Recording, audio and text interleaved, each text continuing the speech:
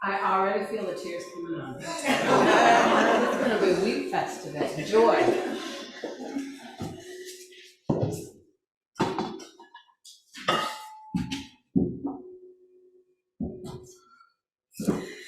Good morning. Good morning. Mike's a little hot. It is, the mic is a little hot.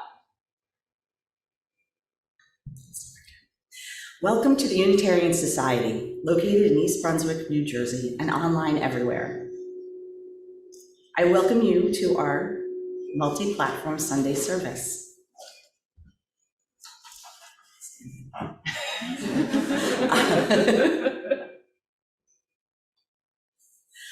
I'm Angela Pinero. Today, I am your worship associate, and I also serve on the Right Size Governance Task Force. My pronouns are she, her, and hers. We are one people of many beliefs, many origins, sexualities, and genders. We are all growing, all learning, all loved. Just as you are welcome here. If you are new, a very special welcome to you. We hope you experience connection and compassion and a feeling of coming home. If you are new or newish today, we hope that you will fill out one of the visitor forms at the welcome table so we can be in touch and reach out to you at the email in the chat. Lynn, how many people are attending online? We have 16 online. Reverend Karen, how many would you say are here in person? I have not been able to count. Let's say an abundance. Yep, I would say a quick 30-ish, maybe more. More, 40, okay. That's awesome.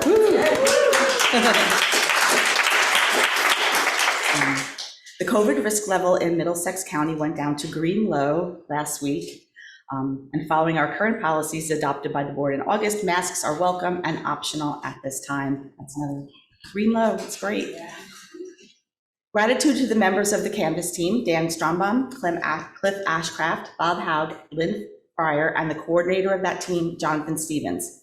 After the service today, they will be stuffing envelopes full of materials they have written and updated and printed, addressing each envelope in hopes that when it arrives at your home, you will set aside the time to read those materials thoroughly, as well as save the date of March 5th to come here for Canvas Sunday. As enticement, they promise you coffee and something tasty after service that day. We are hoping to collect the lion's share of pledges on March 5th, celebrating your generosity and stewardship that makes this congregation possible and its future bright. The membership committee would like to make sure you know about an event they have planned. It is called Everybody's Birthday and will take place online this Friday, February 24th at 7 p.m. It's a chance to get to know one another across all ages while eating something fun like cake or a cupcake or pie or ice cream, whatever you prefer and that you have in your home. The link will be in this week's e-blast. Today, after the postlude, there is an all ages 15-minute dance party in the sanctuary, and we hope you will stay for that. For those of you attending virtually, there will be virtual coffee hour. Before the dance party, we're going to try something new at the end of the service. We're going to have folks here in the sanctuary gather in such a way that they can be seen by the camera and they will wave goodbye to those attending virtually. And another gratitude to Patty Wallace, who will lead us in singing this morning. And thank you to our greeter, Dan. Thank you also to our worship crew, Ken and Troy as our worship techs, and Lynn as our chat chaplain. And now for those in the sanctuary, please place any device you have in worship mode, no sounds or flashes. Let yourself settle into this shared space, a time for raising up that which is worthy.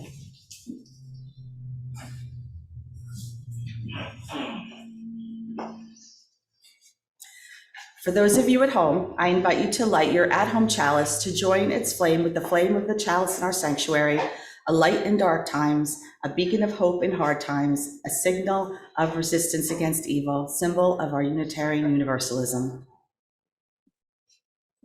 And we will now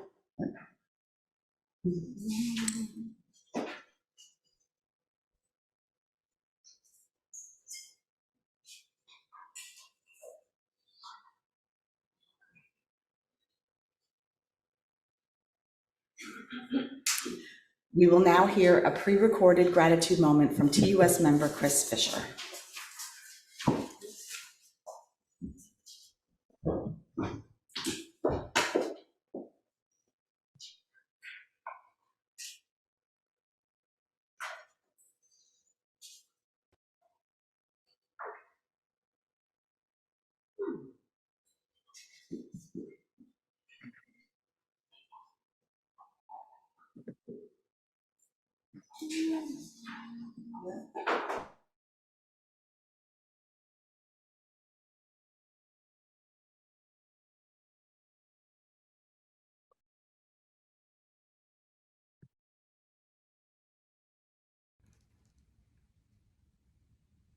Hi, I'm Chris Fisher, a TUS member who is happy to provide this gratitude moment. I've previously stated my gratitude for support received from TUS members after the death of my mother last October in South Carolina. What I was not expecting was that subsequently another close relative in South Carolina soon thereafter started experiencing personal problems that required my spending a great deal of time in that state. Eventually, the demands on my time and energy grew so great upon me that I had to relinquish my roles on several boards, TUS boards, and SLET task forces. My abrupt departure from these positions caused a lot of work to fall on other busy TUS members who did not need this additional work. I anticipated some ill feelings might be coming from those who were affected by my absence. I certainly would have understood it. My strong feelings of gratitude arise from the fact that rather than receiving any negative feedback, I felt cushioned by a huge amount of support I got from so many TUS congregants, board members, and Reverend Karen. Without knowing exactly what I was going through, I received so many texts and phone calls from TUS folks offering their sympathy and support. It made the whole process so much more bearable. Happily, the relative I was helping appears to have turned a corner and is now doing much better. In the wake of my mom's death, I received a little bit of inheritance funding.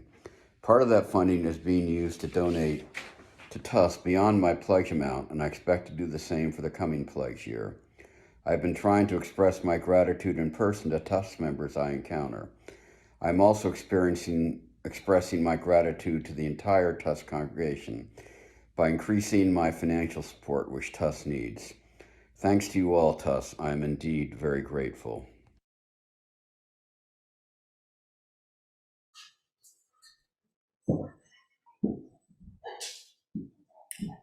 Our call to worship this morning is lightly adapted from the words by Reverend Scott Taylor. We gather in the names of love. The love of family, chosen, or the one into which we are born or adopted, that brings us into being, allows us to bloom, and then sends us on our way with courage, knowing that we can return no matter what.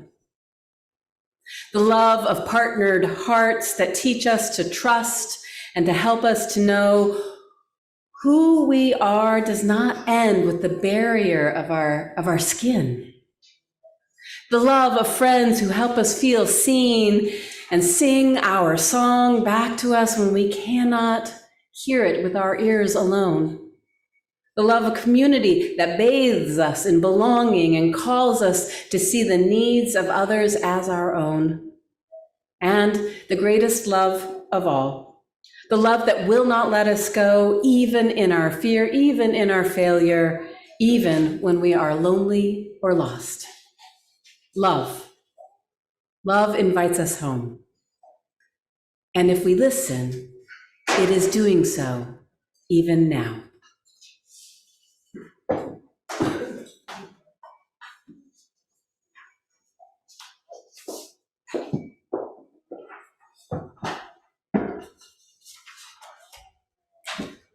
Let us join together in saying our bond of union, one of the founding documents of this congregation. In the spirit of community and service, we unite in the quest for those values that give our lives deeper meaning and spiritual satisfaction, reserving to each individual the right to their own beliefs as to the nature of God and the universe.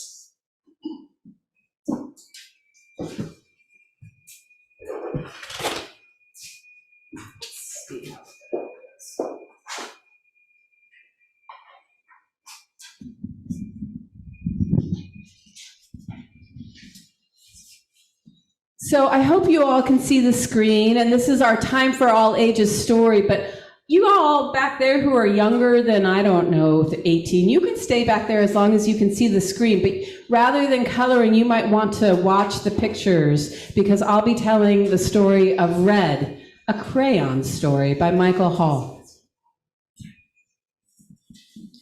We're going to move to the next one. He was red, but he wasn't very good at it.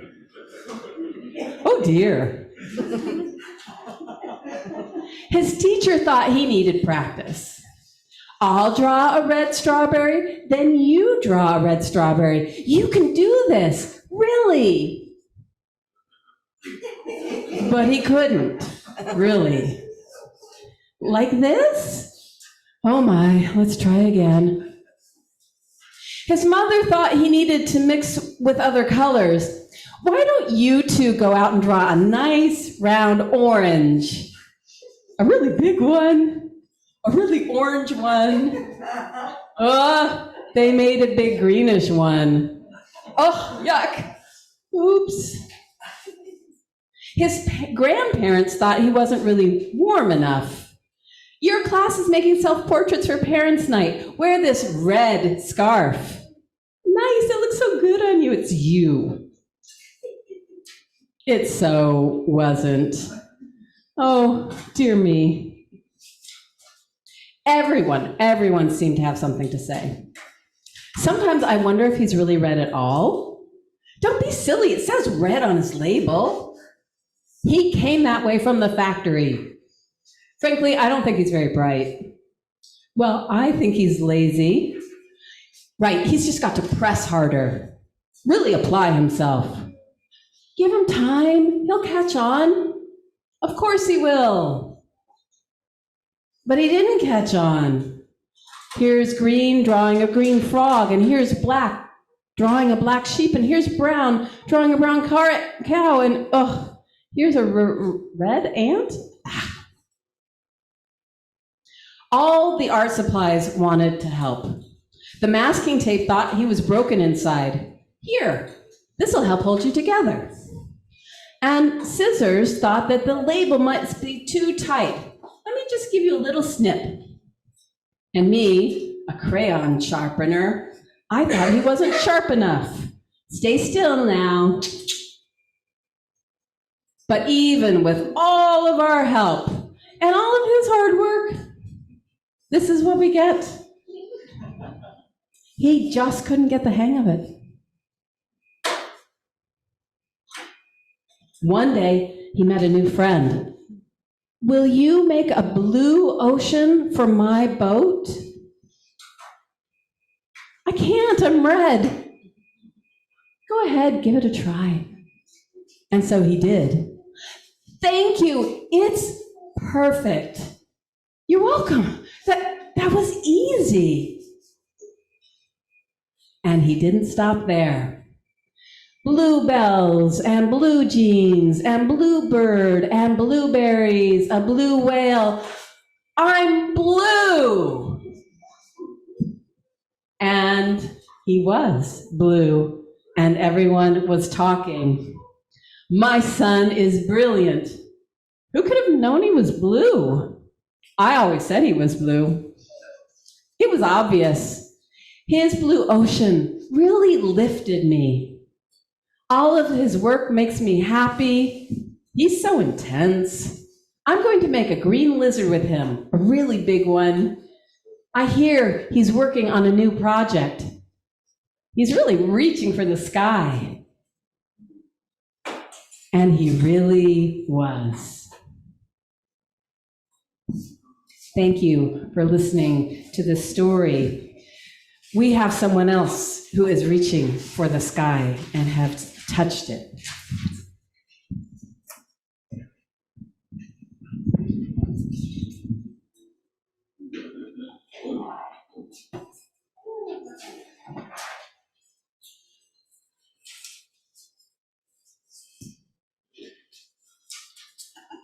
Let's see if this works.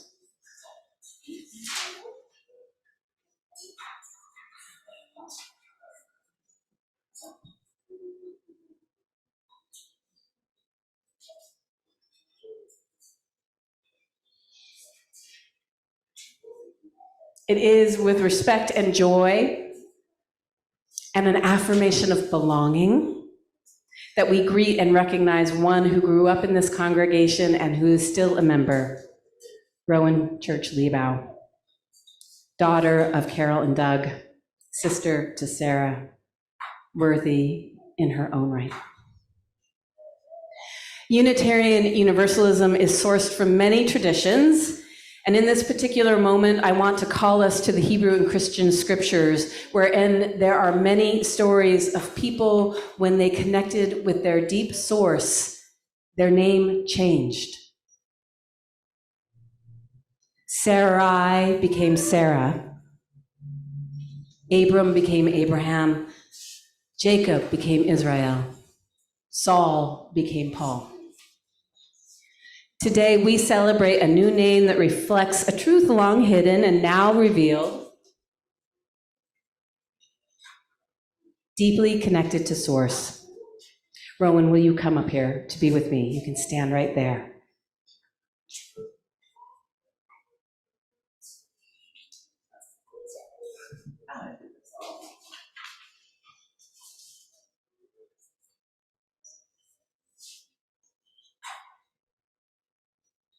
Rowan, this is homegrown holy water, blessed by this congregation, blessed by so many of you year after year, most recently in September. I ask that you to extend your open palms that I might bless you with it.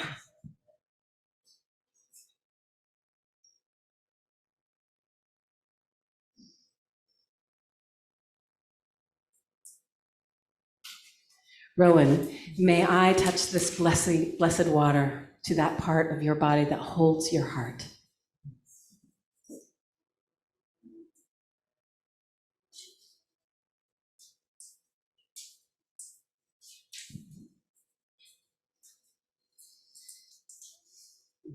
We're breathing.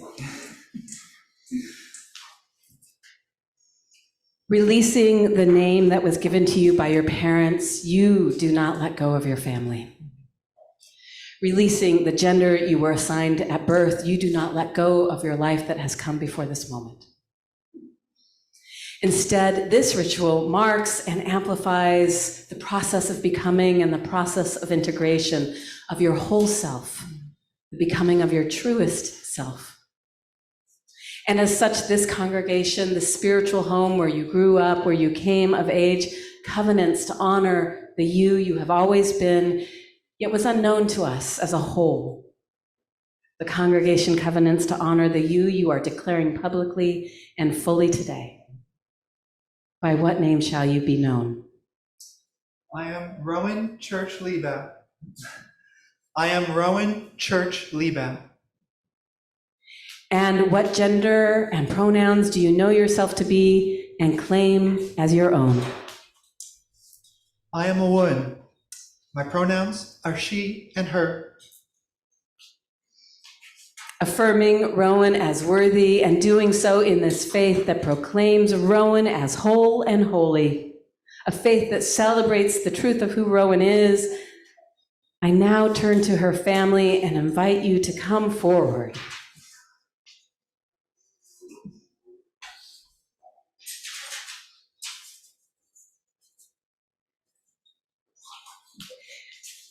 Carol, Doug, Sarah, will you extend your open palms that you too might be blessed?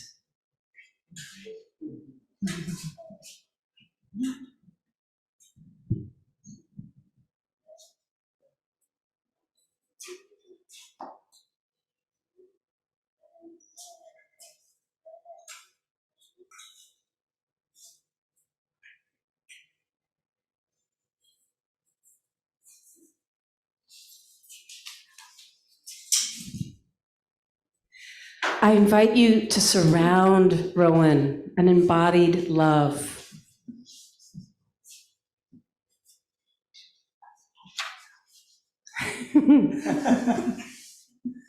Do you lend your heart, your mind, your spirit, and your body to the becoming of your older child, older sibling, knowing her and loving her as Rowan? Do you covenant to do what is yours, to honor her, to protect her, and to celebrate her? If you do, say, we do.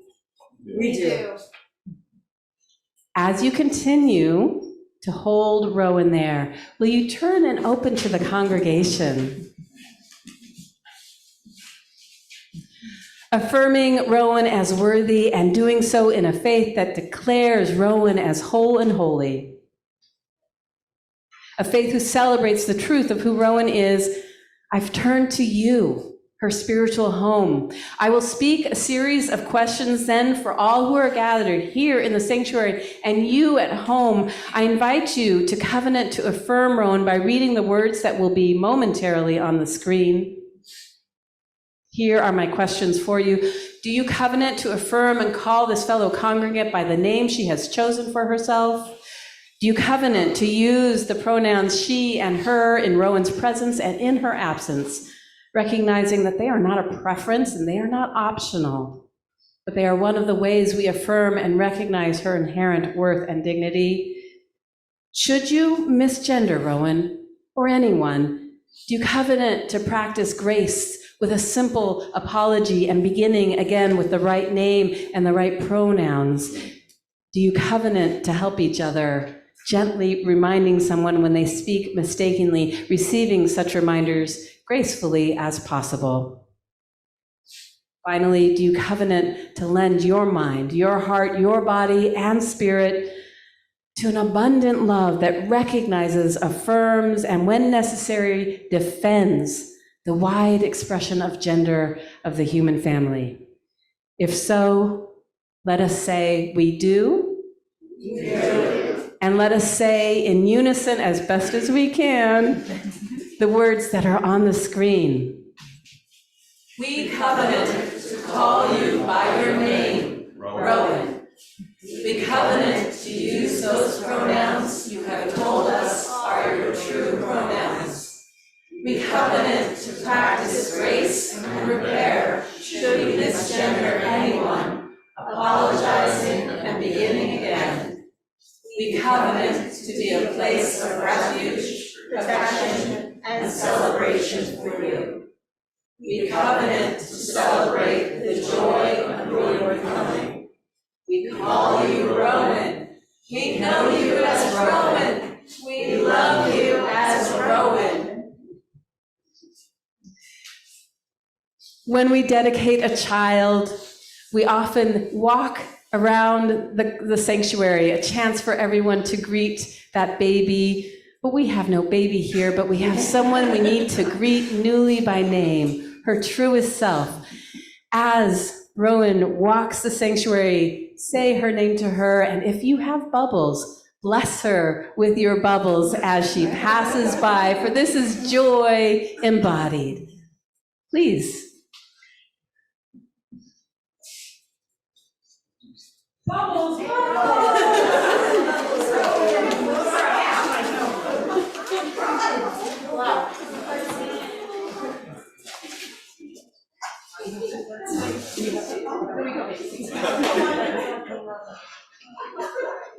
don't have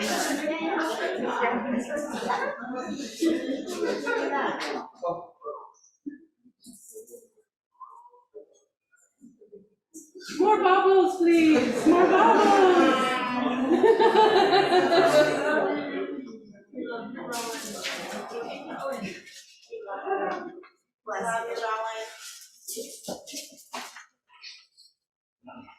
This is Red, a crayon story.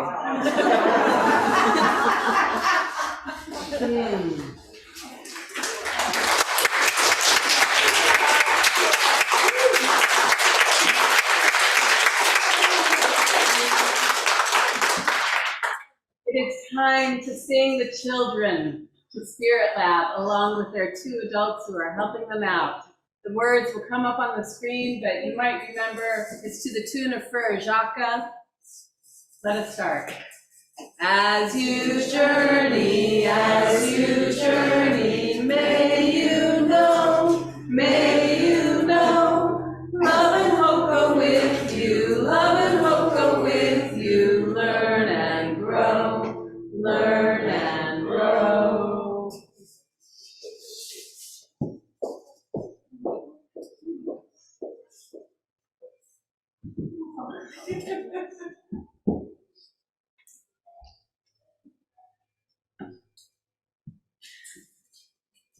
This morning's reading is simply titled, most appropriately for today, Love.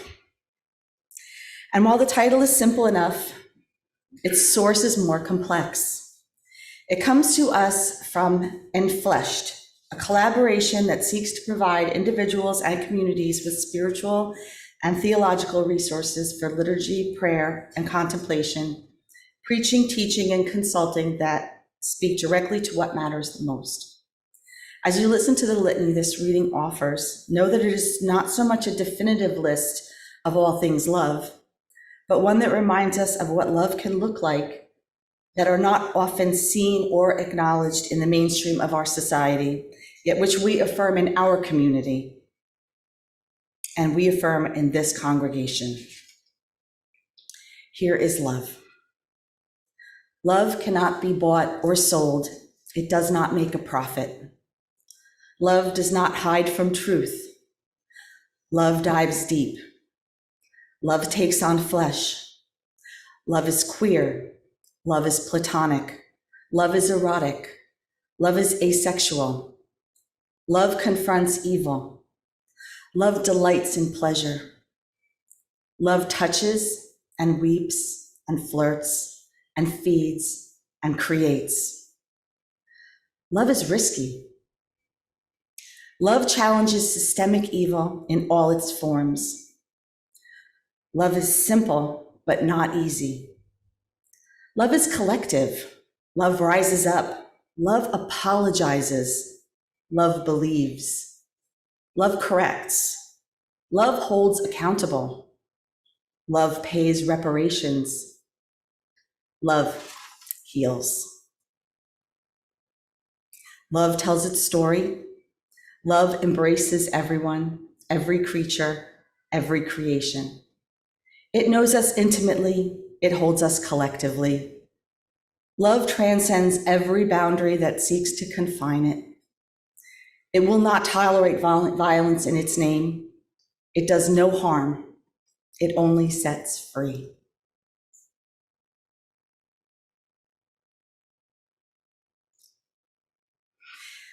In the spirit of generosity, we now take up this morning's offering. If this is your first time joining us, please be our guest and let this service be our offering to you. We invite you to use the link in the chat, the QR code for Breeze Giving on the screen, or the basket in the back of the sanctuary to give us part of what we call Be the Change, turning what was once the change in our pockets into the change we want to see in the world. Half of what you donate goes to sustain this congregation, and the other half to a community partner living out shared values. This recipient this week and last, Black Lives of UU, is Black Lives of UU, or BLUE, pronounced blue. BLUU is an organizing collective of Black UUs working to expand the role and visibility of Black people within our Unitarian Universalism faith. Starting with the 2016 General Assembly, BLUE focused on educating participants on the Black liberation movement within and beyond Unitarian Universalism, directly addressing the assumption that we are a white faith and confirming that the presence, the voices, and the perspectives of Black UUs is critical to countering the impact of anti-Blackness so that we as a faith may move forward towards wholeness. For our offertory, Reverend Karen chose a song that speaks to our heart, and hopefully yours, about self-recognition, self-affirmation, and self-love in a world where there are pressures to suppress one's own truth. It is the song, Ring of Keys, from the musical Fun Home, written by Alison Bechdel. Today we are borrowing a video of the performance of the song from the 2015 Tony Awards. As you listen, May you recognize that abundant love exists and thrives even when not necessarily evident, and that we can all play a part in building a world in which the truth of who we are comes shining through. May your generosity heal the world and strengthen your heart.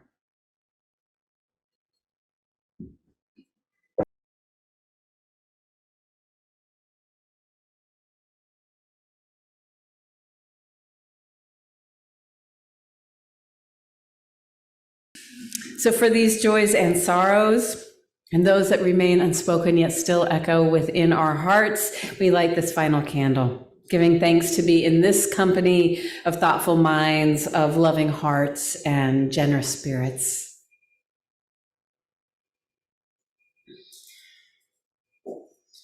I invite you to settle your body into a time of contemplation, of prayer, of meditation, whatever of that ilk resonates with your mind, with your body.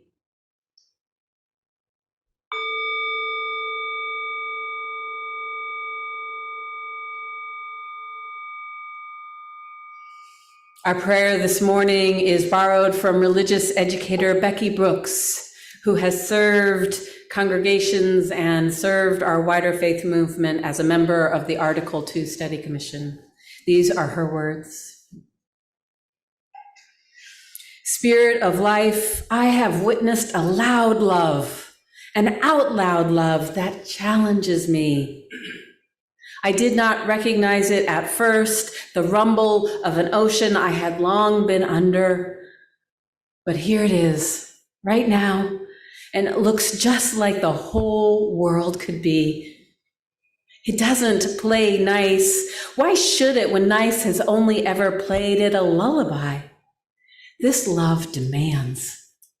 A love so loud it lays rocks at the feet of children who can't find their path home across the pipeline any other way. This love is indifferent to tolerance. It invites you to own your heart where God, love self, has come to take tea with you. Drink and know that like other love, this love always protects, always trusts, always hopes, always perseveres. Perseveres. This out loud love makes no secret of its aim to get you free, but first it sets fires, throws poison on the ground, match the love sound for sound. Spirit of life, come and bring everyone. We're giving birth to something new. We're giving birth to something new. I invite us all to spend a few moments together in shared stillness, connecting with the prayers only our hearts know until the chime rings again.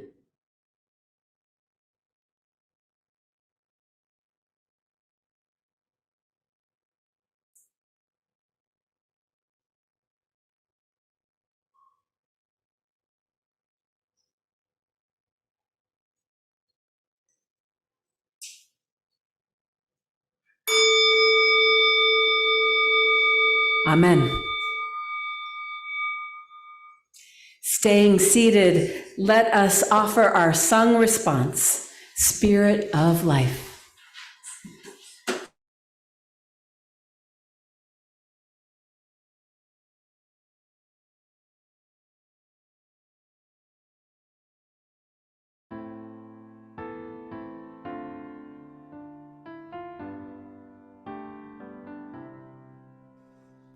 Sing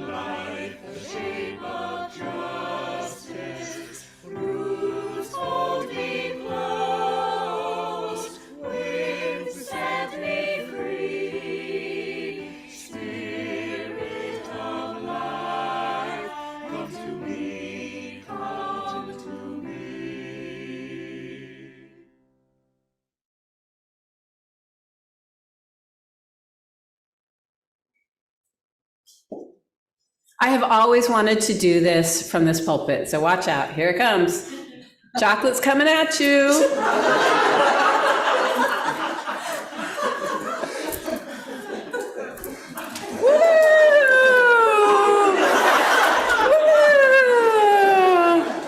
Abundance, abundance, more, woo!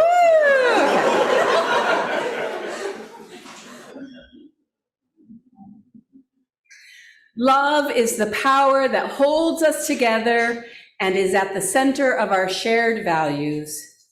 We are accountable to one another for doing the work of living our shared values through the spiritual discipline of love.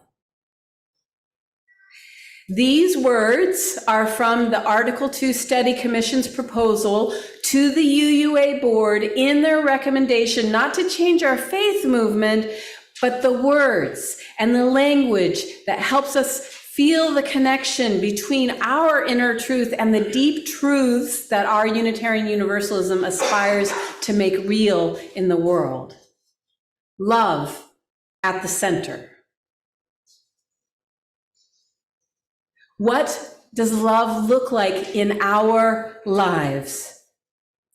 What does love look like, particularly to Unitarian Universalists?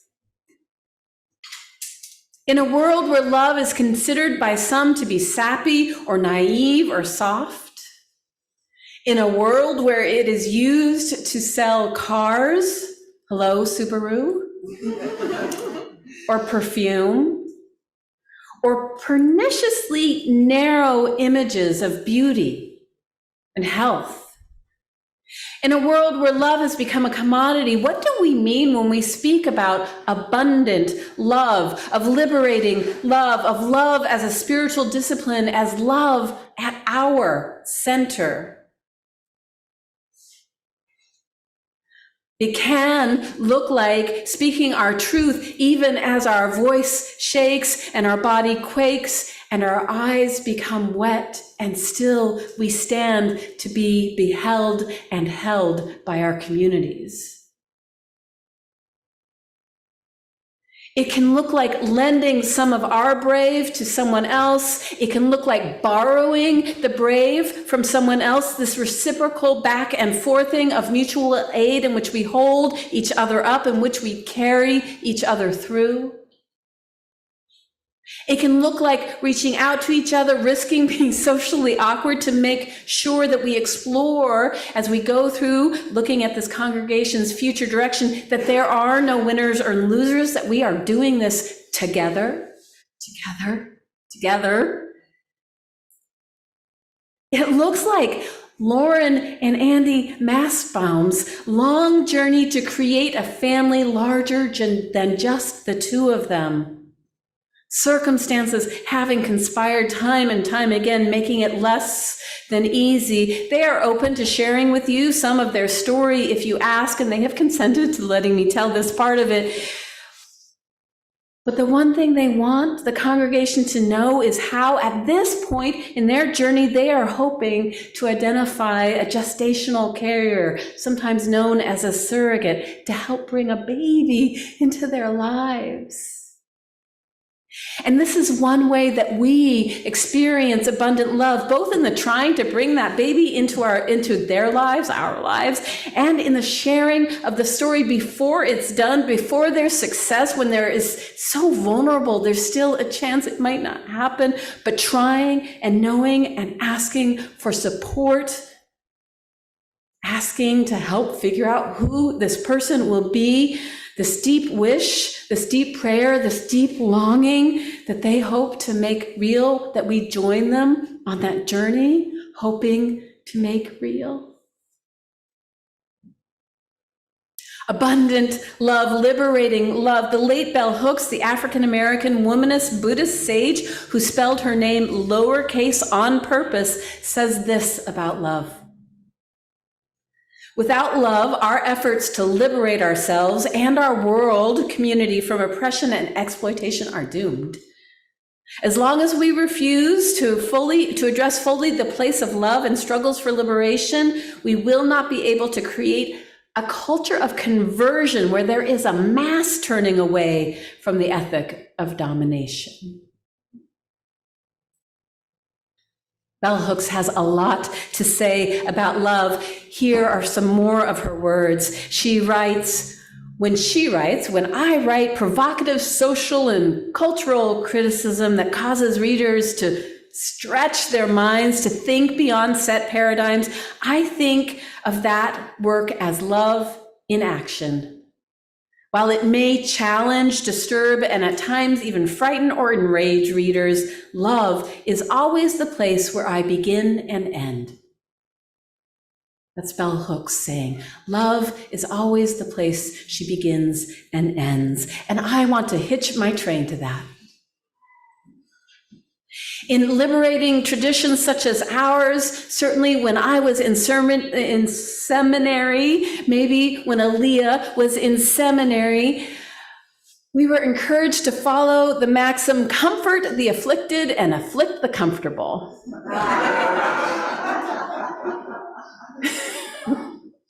Next time you feel as if you are on the hard end of a sermon that leaves you feeling challenged or called in or afflicted, remember Bell Hooks. Remember me wanting to hitch my train there. Love is always the place where such messages begin and end. Liberating love, abundant love. It looks like picture books for children that remind all ages of how important it is to make space for our truest selves. It looks like a community coming together to celebrate joyfully, fiercely, one of our own, finding herself, declaring herself. In the face of so many reasons to despair, mass shootings, and the suffering in Turkey and Syria in the winter, Ukraine, the climate and all that might be lost, all of that has already been lost, just the mere fact of being mortal and that each of us will die, right? All of those things. Abundant love means these words from the poet Lina Odell. If we are dying, then let me rip open and bleed love. Spill it, spend it, see how much there is. The reward for misers is what again? I want some of that abundance. Abundant love looks like wisdom from less than obvious sources that are not centered, that have been too often pushed to the margins, that are still very much a part of human experience. I'm thinking here of how polyamorous communities have developed something we could all benefit from, whether we practice ethical non-monogamy. It is the concept of compersion. Compersion, C-O-M-P-E-R-S-I-O-N. Dr. Marie Thuin calls it radical love phenomenon. I call it antidote and counter to the destructive impact of the all too human response of jealousy, right? We all know jealousy. Anybody in here know jealousy? Yeah. Okay. Compersion is the wholehearted participation in the happiness of others, including joy when your partner experiences romantic joy with someone else.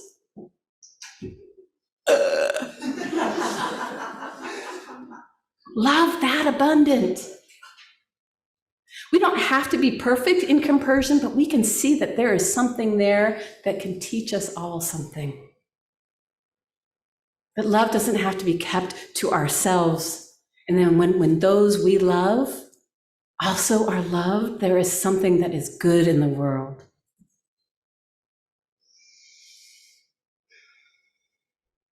It may not seem easy, it may not be easy, but it is possible. It reminds me of the Buddhist virtue called mudita, or relational joy, taking delight in the good fortune of another. I've preached to you about that before. We just did a workshop that included it, this antidote to jealousy and envy, a counter to always comparing ourselves to others, to a sense of scarcity or inadequacy. It could, in fact, be that when love ignites, it creates more. It reminds me of a song. I don't know if you remember this, Mariah. Hold it fast and you won't have any. Lend it, spend it, and you'll have so many. It'll roll all over the floor. Oh, love is something when you give it away. Give it away. Give it. That's just not on my iPad, right? Sorry. So that was extemporaneous there. Love is something when you give it away, you end up having more. I often refer to my family of origin as postmodern because it didn't fit the mainstream narrative that is so often put forward. I know I am not alone. I think that mainstream narrative of the nuclear family, man, woman, 2.4 children, right? Who does that? One pet, a station wagon, and then the station wagon became a minivan. I'm not sure really how many people fit into that. I myself had a biological father, then I had an adoptive father who I did not call my stepdad, but he was my dad. And for a short time, my maternal grandmother raised me and my brother, and as a young adult, I finally met my older half-brother, right? So postmodern. Marriage, divorce, remarriage, living together, living apart but still married. There are so many constellations that families take. Children by birth, by marriage, by adoption, by kinship, families with one mother and one father, but also more than that and also less than that. Not just my story, right? All of our stories in some way or another. Children arriving by birth or adoption assigned a gender that turns out not to be true. This is part of my story too. As most of you know, I have 2 daughters that I raised, and I have 2 children by a marriage, but they were older when I met them, so I didn't really raise them. I can't say that. But when mine came into my life 25 years ago yesterday, Yes. I was under the impression that I was getting 1 girl and 1 boy. That's what it was told to me, but it turned out not to be true. And abundant love and the saving message of Unitarian Universalism made it possible for that truth to emerge, to be recognized, and to be celebrated. I do have a brief side note for my fellow cisgender folks. Right, so I was assigned female at birth, and I identify as female. That makes me cisgender. So from me, as a cisgender parent of someone who identifies differently than she was assigned at birth, I want to share this little bit of advice with you, and I share it with abundant love in my heart and fierce love. Do not ask about genitalia. Amen. Amen. It is not yours to inquire. Do not ask any person directly, and do not ask their family members. I cannot tell you how many liberal-minded people, liberal-minded Unitarian Universalists, felt it was okay to ask me about my child's genitalia. Don't do it. And if you hear somebody doing it, interrupt them. Stop. Said with love. This Sunday, this is the Sunday after Valentine's Day, right? And this is why we have chocolate kisses all around, to give a sense of abundance. At least we had them in this morning, but there's some up here, and I hope you will take them home. Let us remember that in the early years of this century, there was a study conducted by Robert Miller, which discovered that UUs rank loving as an instrumental value and mature love as a terminal value. I'm actually not sure what the difference is between those two, terminal and instrumental, but okay. More highly, this is the key, more highly than did respondents from other groups, religious or non-religious. 2005, that study was published. But even before then, we have been a part of expressing love in words and actions, connecting with both sides of our religious sources, but most especially with our universalism, that heretical notion that if there is a divine source, it is not something that damns, it is not something that punishes, it is at its core love. So in closing, perhaps radiant love sounds like this, looks like this, a poem from Rainer Maria Rilke called Wild Love. Is not impermanence the very fragrance of our days? Flare up like a flame, and make big shadows I can move in. Let everything happen to you, beauty and terror. Just keep going. No feeling is final. Don't let yourself lose me. Nearby is a country they call life. You will know it by its seriousness. Give me your hand. So be it. See to it. Amen. Our closing hymn is one we have sung before, but so long ago, I'm going to guess most of you don't remember it. It's not in our hymnals, but it is on the back of your order of service. We have a joy of Patty lending her confident voice to sing us. She'll be standing here up front. The words will also be on the screen. They are quite simple. There is a love holding me. There is a love holding all that I love. There is a love holding all. I rest in that love. It repeats, changing from me to we and us. The version we are using is from the composer herself, Elizabeth Norton, who is the music director at First Parish Concord in Massachusetts, and their choir is singing it. After singing each of the two verses that you have on your piece of paper, it shifts to being sung in a round, which can get a little confusing, but just choose your verse and stick with it. Especially because the words will vanish from the screen, but opening up will be images of the cosmos, the great love holding us all. Let us rise in body or spirit.